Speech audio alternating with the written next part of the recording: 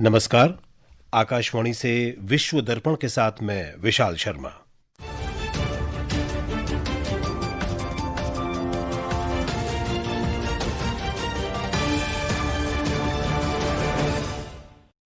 मुख्य समाचार। अमेरिका में राजनीतिक गतिरोध के बीच शटडाउन शुरू, प्रमुख सेवाएं प्रभावित, हजारों कर्मचारियों के वेतन में देरी। पाकिस्तान के कब्जे वाले जम्मू और कश्मीर में बुनियादी अधिकारों की मांग को लेकर बड़े स्तर पर हुए हिंसक प्रदर्शनों में 12 लोगों की मौत। इथियोपिया के अम्हारा क्षेत्र में निर्माणाधीन चर्च के ढहने से 25 लोगों की मौत। फिलीपींस में 6.9 तीव्रता के भूकंप में मरने वालों की संख्या 69 हुई। प्रधानमंत्री मोदी ने व्यापक नुकसान पर दुख व्यक्त किया। और संयुक्त राष्ट्र ने अफगानिस्तान में राष्ट्रव्यापी इंटरनेट ब्लैकआउट पर चिंता जताई।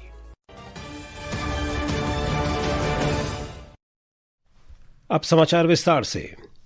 अमेरिका में राजनीतिक गतिरोध के बीच शटडाउन शुरू हो गया है। कई प्रमुख सेवाएं प्रभावित हुई हैं और हजारों कर्मचारियों के वेतन में देरी हो रही है। एक रिपोर्ट।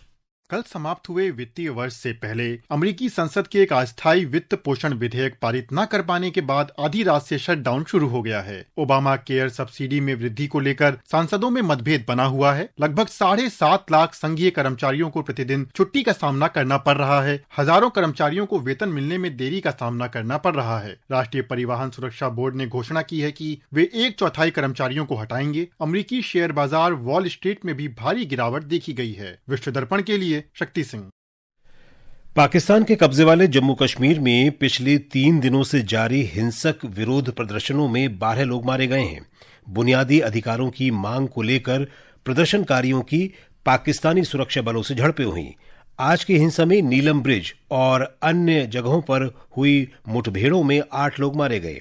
अवामी एक्शन कमेटी के नेतृत्व में जारी विरोध प्रदर्शनों ने पिछले 72 घंटों से क्षेत्र को पूरी तरह ठप कर दिया है।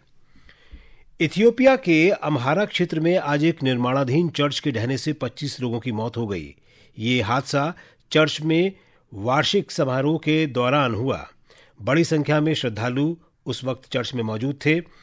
मृतकों में बच्चे और बुजुर्ग भी शामिल हैं और 100 से अधिक लोग घायल हुए हैं।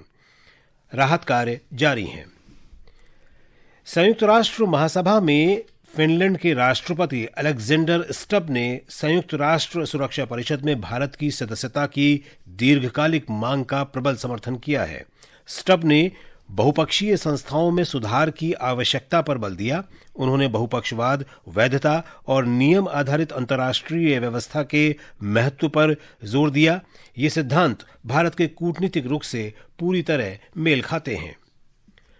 भारत और यूरोपीय मुक्त व्यापार संघ के बीच व्यापार और आर्थिक भागीदारी समझौता TEPA आज से प्रभावी हो गया है। इस समझौते पर पिछले साल 10 मार्च को नई दिल्ली में हस्ताक्षर किए गए थे। आइसलैंड, लिechtenstein, नॉर्वे और स्विट्जरलैंड सहित 4 विकसित यूरोपीय देशों के साथ भारत का मुक्त व्यापार समझौता है। वाणिज्य और उद्योग मंत्रालय ने कहा कि यह समझौता अगले 15 वर्षों में भारत में 100 अरब अमेरिकी डॉलर के निवेश की बाध्यकारी प्रतिबद्धता प्रदान करता है। इससे 10 लाख प्रत्यक्ष रोजगार सृजन में भी मदद मिलेगी। PhD chamber of commerce and industry के CEO और महासचिव रणजीत मेहता ने आकाशवाणी से विशेष बातचीत में निर्यातकों के लिए भारत यूरोपीय मुक्त व्यापार संघ समझौते के लाभों को रेखांकित किया। India's Trade and Economic Partnership Agreement EFTA के साथ भारत का व्यापार और आर्थिक साझेदारी समझौता कपड़ा, दवा और खाद्य उत्पादों जैसे भारतीय उत्पादों के लिए यूरोपीय बाजार खोलता है। साथ ही आयात पर कम शुल्क सुनिश्चित करता है। EFTA की 15 वर्षों में 100 अरब डॉलर के निवेश की प्रतिबद्धता के साथ यह समझौता रोजगार सृजन, विनिर्माण को बढ़ावा देने और वैश्विक मूल्य श्रृंखलाओं में भारत की भूमिका को और मजबूत करने का काम करेगा। and deepen India's role in global value chains. ये आकाशवाणी है और आप सुन रहे हैं विश्व दर्पण। फिलीपींस में आए भूकंप में मरने वालों की संख्या बढ़कर 69 हो गई है। अभी भी लोग मलबे में फंसे हुए हैं। प्रशासन लापता लोगों की पहचान की पुष्टि कर रहा है। कल रात आए 6.9 तीव्रता के शक्तिशाली भूकंप में 150 से ज्यादा लोग घायल हो गए हैं। प्रधानमंत्री नरेंद्र मोदी ने फिलीपींस में भूकंप से हुई जान माल की हानि और व्यापक क्षति पर दुख व्यक्त किया है। श्री मोदी ने कहा कि इस कठिन समय में भारत फिलीपींस के साथ एकजुटता से खड़ा है। यूक्रेन के ओडेसा क्षेत्र में अचानक आई बाढ़ से 9 लोगों की जान चली गई और 5 लोगों का एक परिवार अपने घर के भूतल में फंस गया। आपातकालीन सेवाओं ने बताया कि आज मूसलाधार बारिश के कारण अफरा तफरी मच गई, जिसमें सैकड़ों लोग फंस गए और 32 शहरों के 42,000 लोग बिजली के बिना रह रहे हैं। बचाव दल रात भर 362 लोगों और डूबी हुई बसों से यात्रियों को बचाने और बाढ़ग्रस्त इमारतों से पानी निकालने में जुटे रहे। यूक्रेन के खार्किव में देर रात हुए रूस के हवाई हमले में 6 लोग घायल हो गए और कई स्थानों पर आग लग गई। हमले के कारण शहर का एक बाजार और कई आवासीय इमारतें आग की चपेट में आ गईं। वहीं रूस में यूक्रेन के ड्रोन हमले से नोवाया काखोवका में डिप्टी काउंसिल के एक प्रमुख की मौत हो गई। 2 महिलाएं भी घायल हुई हैं। ये हमला खेरसोन क्षेत्र की बस्तियों पर सिलसिलेवार यूक्रेनी हमलों का हिस्सा था। अधिकारियों ने कहा कि इस दौरान 24 घंटे में 13 क्षेत्रों में 68 हमले किए गए। संयुक्त राष्ट्र ने अफगानिस्तान में राष्ट्रव्यापी इंटरनेट ब्लैकआउट पर चिंता व्यक्त की है।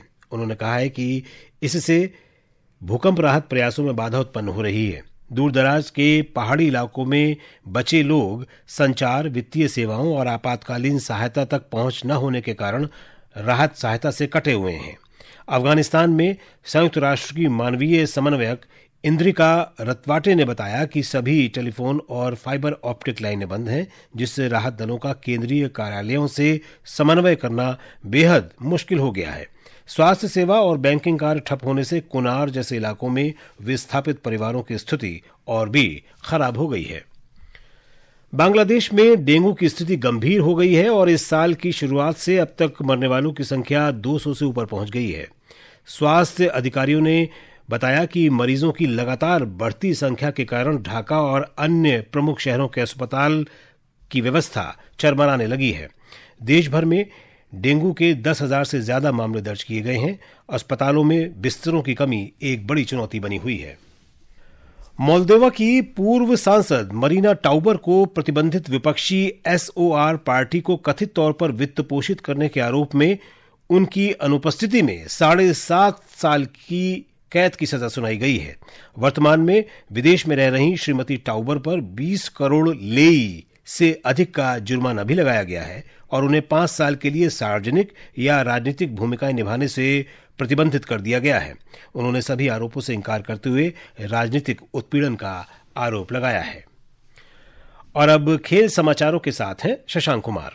अभिषेक वर्मा ने आईसीसी टी20 बल्लेबाजी रैंकिंग में नया इतिहास रच दिया है। उन्होंने रैंकिंग में पहले स्थान पर रहते हुए 926 रेटिंग अंक हासिल किए, जो इससे पहले दुनिया के किसी भी बल्लेबाज को नहीं मिले थे। वहीं गेंदबाजी रैंकिंग में वरुण चक्रवर्ती पहले स्थान पर बने हुए हैं। इस बीच भारत और श्रीलंका 11 से 23 नवंबर तक पहले दृष्टिबाधित महिला टी20 क्रिकेट विश्व कप की मेजबानी करेंगे। प्रतियोगिता में भारत, ऑस्ट्रेलिया, इंग्लैंड, नेपाल, पाकिस्तान, श्रीलंका और अमेरिका सहित 21 टीमें खेलेंगी। इधर नई दिल्ली में जूनियर निशानेबाजी विश्व कप के अंतिम दिन आज मुकेश नीलावली ने 25 मीटर पिस्टल स्पर्धा में स्वर्ण और साहिल चौधरी ने कांस्य पदक जीता। महिला वर्ग में इसी स्पर्धा में तेजस्विनी सिंह ने रजत पदक हासिल किया। भारत पदक तालिका में शीर्ष पर रहा। इधर महिला एक दिवसीय क्रिकेट विश्व कप के दूसरे मैच में आज ऑस्ट्रेलिया ने न्यूजीलैंड को 89 रन से हरा दिया। इंदौर में ऑस्ट्रेलिया ने 49 ओवर और 3 गेंद में 326 रन बनाए। जवाब में न्यूजीलैंड की टीम 43 ओवर और 2 गेंद में 237 रन ही बना सकी। और अब अंत में मुख्य समाचार एक बार फिर। अमेरिका में राजनीतिक गतिरोध के बीच शटडाउन शुरू, प्रमुख सेवाएं प्रभावित, हजारों कर्मचारियों के वेतन में देरी। पाकिस्तान के कब्जे वाले जम्मू और कश्मीर में बुनियादी अधिकारों की मांग को लेकर बड़े स्तर पर हुए हिंसक प्रदर्शनों में 12 लोगों की मौत। इथियोपिया के अम्हारा क्षेत्र में निर्माणाधीन चर्च के ढहने से 25 लोगों की मौत। फिलीपींस में 6.9 तीव्रता के भूकंप में मरने वालों की संख्या 69 हुई। प्रधानमंत्री मोदी ने व्यापक नुकसान पर दुख व्यक्त किया और संयुक्त राष्ट्र ने अफगानिस्तान में राष्ट्रव्यापी इंटरनेट ब्लैकआउट पर चिंता जताई। इसके साथ ही विश्व दर्पण का ये अंक समाप्त हुआ। नमस्कार।